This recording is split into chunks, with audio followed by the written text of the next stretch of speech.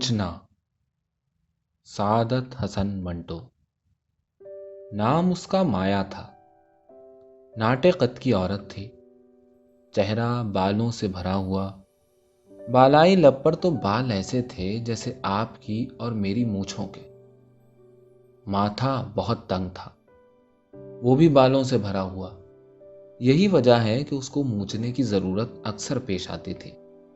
वो रावलपिंडी के एक मामूली घराने से ताल्लुक रखती थी, जिससे कता ताल्लुक किए उसे एक ज़माना गुजर चुका था। सिर्फ इतना मालूम है कि वहीं उसकी शादी हुई जब उसकी उम्र 16 बरस के करीब थी। 2 बरस होने को आए तो उसके खाविंद को शक गुजरा कि माया का चाल चलन खराब है। मोहल्ले में वो एक नहीं 3 आदमियों से बैक वक्त इश्क लड़ा रही है। इस तगड़े इश्क के दौरान में माया को एहसास हुआ कि उसका माथा तंग है। उसके बालाई लब और ठोड़ी पर बाल हैं जो बड़े बदनुमा मालूम होते हैं। चुनाचे उसने एक मूछना खरीद लिया और उन गैर जरूरी बदनुमा बालों का सफाया कर दिया। लेकिन वो एक मुसीबत में गिरफ्तार हो गई। उसका ख्याल था कि एक दफा बाल नोचने के बाद वो हमेशा के लिए उनसे निजात हासिल कर लेगी। उसको मूछने से माथे, ठोड़ी और बालाई लब के बाल उखेड़ने में बड़ी मेहनत करना पड़ी थी। एक एक करके हर बाल को मूछने की गिरफ्त में लेना और फिर उसे एक ही झटके में बाहर निकालना बहुत मुश्किल काम था। मगर माया धुन की पक्की थी। ये काम वो खुद उसके अपने हाथ कर रहे थे, लेकिन इसके बावजूद वो दर्द के मारे बिलबिला उठती थी। जब सारा मैदान साफ हो गया तो उसने इत्मीनान का बहुत लंबा सांस लिया था। मगर उसे क्या मालूम था कि वो कमबख्त दूसरे ही रोज फिर नमूदार हो जाएंगे। चुनांचे जब उन्होंने उसके चेहरे की जिल्द से अपना सर निकाला तो माया सर पकड़ के बैठ गई। अब इसके सिवा और कोई चारा नहीं था कि वो हर चौथे पांचवें रोज अपने गैर जरूरी बालों की सफाई किया करे। आहिस्ता आहिस्ता मूछना उसकी जिंदगी का अहम तरीन जुज़्व बन गया। वो जहां भी जाती मूछना उसके साथ होता। लेकिन इसके इस्तेमाल में उसे उन दिनों सख्त दिक्कत महसूस होती जबकि वो किसी दूसरे के घर होती। अपने घर में भी उसे सबकी नज़र बचाकर किसी ऐसी जगह अपने बाल नोचने पड़ते थे जहां किसी के गुजरने का इम्कान ना हो। फिर भी कोई पत्ता खड़कता तो वो भड़क उठती थी, जैसे कोई बहुत बड़ा गुनाह कर रही है। मंटो साहब, मैं अब सोचता हूं कि उससे ऐसा कौन सा गुनाह सरजद हुआ था जो खुदा ने उसके मूछें और दाढ़ी उगा दी थी। उसका माथा इस कदर तंग कर दिया था कि उसकी घनी भवों के साथ आके मिल गया था। उसके सारे बदन पर भी बाल ही बाल थे। मालूम नहीं क्यों। बाल, रुएं नहीं, अच्छे तगड़े बाल, सियाह। आप यकीनन कहिएगा कि फिर उसमें ऐसी कौन सी जाज़बियत थी कि तुम उस पर लट्टू हो गए और बहुत देर तक लट्टू रहे। सो अर्ज है कि मैं इसके मुतालिक कुछ नहीं जानता। मैंने शकील की तरफ देखा और मुस्कुराकर कहा, आप इतने बड़े शायर हैं। जब वो आपके पास थी तो आपने बड़ी खूबसूरत गज़लें और नज़में लिखी जिनमें माया का परताव लफ्ज़ लफ्ज़ में मिलता है। जब वो चली गई तो आपने फिर बड़ी जहरीली जहरीली गज़लें और नज़में लिखी, उनमें भी माया का अक्स साफ नज़र आता है। हैरत है कि आपको इतना भी मालूम नहीं कि आपका उस पर लट्टू होने का बायस क्या था। शकील ने माथे का पसीना पेंसिल से एक तरफ हटाकर साफ किया। माया, सिर्फ माया। और माया क्या थी ये खुदा की कसम मैं नहीं जान सका। मेरी शायरी पर लानत भेजी है क्योंकि वो महज जज्बाती थी। उसमें भी वही माया कार फरमा थी जिस पर मैं बज़ाहिर बेवजह लट्टू हुआ था। लेकिन शकील एक लहजे के लिए मुनासिब व मौजू अल्फाज तलाश करने के लिए रुक गया। वो बिस्तर की बेहतरीन रफीक थी। जहां तक मैं समझता हूं शकील का यह बयान बहुत हद तक दुरुस्त था। माया एक नुची हुई मुर्गी थी। उसके मुकाबले में शकील की सहरे जलवों की ब्याही औरत पठानी हुस्न का बेहतरीन नमूना थी। गो 2 बच्चों की माँ, मगर शायद वो बिस्तर की अच्छी रफीक नहीं थी। माया शादीशुदा थी मगर औलाद से महरूम। उसके रावलपिंडी में कई सिलसिले हो चुके थे मगर उनसे भी कोई नतीजा बरामद नहीं हुआ था। उसके माथे, उसके बालाई लब और उसकी ठोड़ी के बाल बढ़ते जा रहे थे और मूछने के काम में इसी तनासुब से इजाफा होता जा रहा था। راولپنڈی میں جب اس نے کھیل کھیلنا شروع کیا تو اس کا خاوند، جو کہ ایک شریف آدمی تھا، متوسط درجے کا دکاندار، غربت کا مالک اور ہٹ کا پکا، تو اس نے ایک دن مایا کو گھر سے باہر نکال دیا۔ مایا نے کوئی لڑائی جھگڑا نہ کیا، البتہ دوسرے دن میکے سے اپنے شوہر کو خط لکھا کہ وہ مہربانی کر کے اس کا موچنا بھیج دے۔ اس کے شوہر گنڈا سنگھ نے بسد مشکل موچنا تلاش کیا اور آئینہ سمیت مایا کو بھجوایا۔ مایا کے زیور وغیرہ اس کے پاس رہتے تھے، اسی کے پاس رہے۔ مایا نے ان کا مطالبہ کبھی نہ کیا۔ اس کے چاہنے والوں کی کمی نہ تھی، چنانچہ دوسرے ہی روز وہ ایک مسلمان گھڑی ساز کے ساتھ رہنے لگی۔ وہ اس پر جان چھڑکتا تھا۔ 1 برس کے اندر اندر اس نے مایا کو کئی زیور بنوا دیے۔ ایک گھڑی جو کسی گاہک کی تھی اس کی کلائی پر باندھ دی۔ یہ بہت بیش قیمت گھڑی تھی۔ جب گاہک نے اس کا مطالبہ کیا تو وہ صاف مکر گیا۔ اس نے یہ کہا صریحاً غلطی ہوئی ہے، ورنہ شہاب الدین کی یہ دکان۔ وہ عورت جس کی یہ گھڑی تھی کوئی شریف عورت تھی، یہ سن کر خاموش ہو کر چلی گئی۔ شہاب الدین باوجود اس کے کہ اس کا ضمیر ملامت کر رہا تھا، زبردستی خوش ہونے کی کوشش کرتا۔ جب گھر پہنچا تو اسے معلوم ہوا کہ مایا دیوی، جس کا اسلامی نام اس نے حسب توفیق اور بقدر جذبات صغرا رکھا ہوا تھا، پڑوسی کے گھر میں ہے، جو شہر کا چھٹا ہوا بدماش تھا۔ اب شہاب الدین گھڑی ساز کے گھر سے مایا کا تبادلہ ہو گیا۔ وہ پڑوس میں امین پٹرنگ کے ہاں چلی گئی۔ معمولی سا جھگڑا ہوا تھا۔ مایا کے سارے کپڑے وہیں پڑے رہے، لیکن وہ اپنا موچنا ساتھ لیتی گئی۔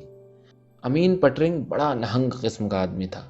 اس نے مایا سے صاف صاف کہہ دیا، دیکھو، اگر تم نے پھر کوئی ایسا ویسا معاملہ کیا تو یاد رکھو میں تمہاری گردن اس چاقو سے کاٹ ڈالوں گا۔ وہ ہر وقت اپنی جیب میں ایک بڑا خوفناک کمانی والا چاقو رکھتا تھا، مگر مایا اس سے بالکل خائف نہ ہوئی۔ امین پٹرنگ کا ایک نوجوان لڑکا یوسف تھا جو کالج میں پڑھتا تھا۔ چند دنوں ہی میں اس نے اس نوجوان کو اپنا گرویدہ بنا لیا۔ امین کام پر جاتا تو یوسف کالج سے غیر حاضر ہو کر اس کے پاس پہنچ جاتا۔ آخر ایک روز بھانڈا پھوٹ گیا، باپ بیٹے کی مٹ بھیڑ ہوئی۔ قریب تھا کہ وہ اس کے پیٹ میں اپنا کمانی والا چاقو پھونک کر اس کا خاتمہ کر دے کہ مایا نے حکمت عملی سے کام لے کر بیچ بچاؤ کرایا اور 3 کپڑوں میں وہاں سے نکل گئی۔ سنا ہے کہ امین پٹرنگ اس کے جانے کے بعد بہت دیر تک مغموم رہا۔ دوستوں میں وہ ہر وقت اس کی باتیں کرتا تھا۔ کہا جاتا ہے کہ اگر مایا سے اس کی اتفاقی ملاقات ہو جاتی تو اسے کسی قیمت پر بھی چھوڑنے کے لیے تیار نہ ہوتا۔ کپڑے رنگنے چھوڑ کر وہ سارا دن وارث شاہ کی ہیر سنا کرتا تھا۔ مجھے صرف یہاں تک مایا کے متعلق معلوم تھا، چنانچہ مزید معلومات کے لیے میں نے شکیل سے، جو کہ اپنی داستان بیان کر رہا تھا، پوچھا، امین پٹرنگ کے بعد وہ کس کے پاس گئی؟ شکیل نے زہر خند کے ساتھ جواب دیا، ہزاروں کے پاس۔ لوری ڈرائیور ہربنس سنگھ کے پاس، سینما آپریٹر مکند لال کے پاس، دیال سنگھ کالج کے ایک پروفیسر کے پاس، سٹار بیکری کے مالک حسین بخش کے پاس، ایکسٹرا سپلائر غلام محمد کے پاس۔ شکیل کے ہونٹوں پر ابھی تک وہ زہر خند موجود تھا۔ 1 برس میں، جو کہ اس نیک بخت کے لیے بہت بڑا عرصہ تھا، اور اس نے میری طرف بڑی معنی خیز نگاہوں سے دیکھا جو کہ زخم خوردہ تھی۔ آپ کو معلوم ہے، ہر مرتبہ اپنے نئے یار سے جدا ہونے کے بعد اس نے ایک رقعہ لکھا جس میں یہ درخواست کی تھی کہ اس کا موچنا اس کو واپس بھیج دیا جائے۔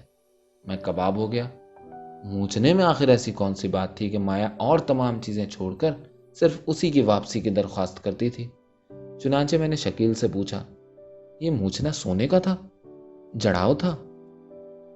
شکیل مسکرایا، جی نہیں، معمولی لوہے کا تھا۔ زیادہ سے زیادہ اس کی قیمت 4 آنے ہوگی، مگر وہ اس کا دائمی رفیق بن گیا تھا۔ کمبخت نے کسی مرد کو دائمی رفیق نہیں بنایا تھا، مگر یہ موچنا اس کا جیون ساتھی تھا۔ امین پٹرنگ کو معلوم تھا کہ موچنا کہاں پڑا ہے۔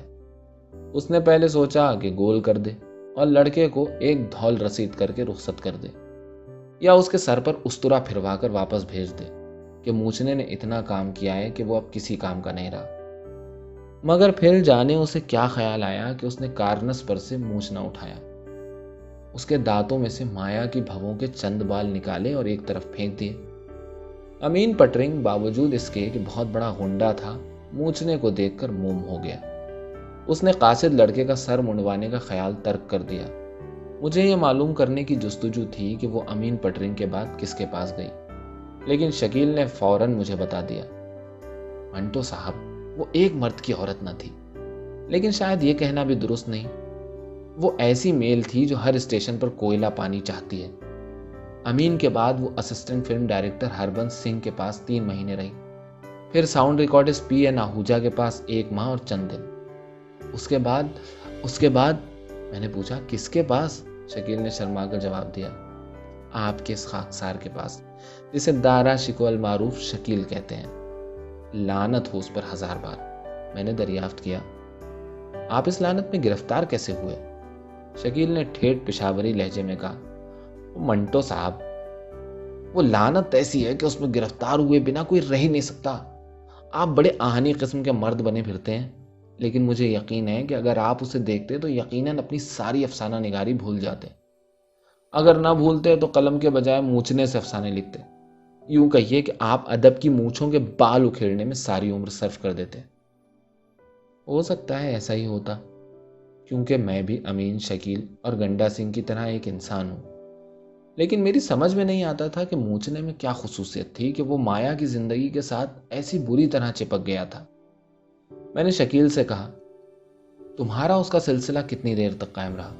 شکیل نے کانپتی ہوئی انگلیوں سے سگریٹ سلگایا، قریب 2 برس تک۔ اور وہ بے حد سنجیدہ ہو گیا، اور منٹو صاحب، آپ یقین مانیے میں دنیا و مافیا کو بھول گیا۔ میں نے سوال کیا، کیوں؟ شکیل سوچنے لگا، کچھ نہیں کہہ سکتا، شاید اس کے مونچھوں کے بال جو مونچھنے کے استعمال سے بڑے کھردرے ہو گئے تھے، وہ بڑی حرارت پیدا کرتے تھے، اور اس کا جسم جو سر سے پیر تک بالوں سے بھرا ہوا تھا۔ منٹو صاحب، میں شاعر ہوں، میں نے ہمیشہ نرم اور چکنے بدن کی تعریف کی ہے جس پر سے آدمی پھسل جائے، مگر مایا کی دوستی کے بعد مجھے معلوم ہوا کہ یہ سب بکواس ہے، سارا مزہ اٹک جانے میں ہے۔ بس میں صرف اتنا جانتا ہوں۔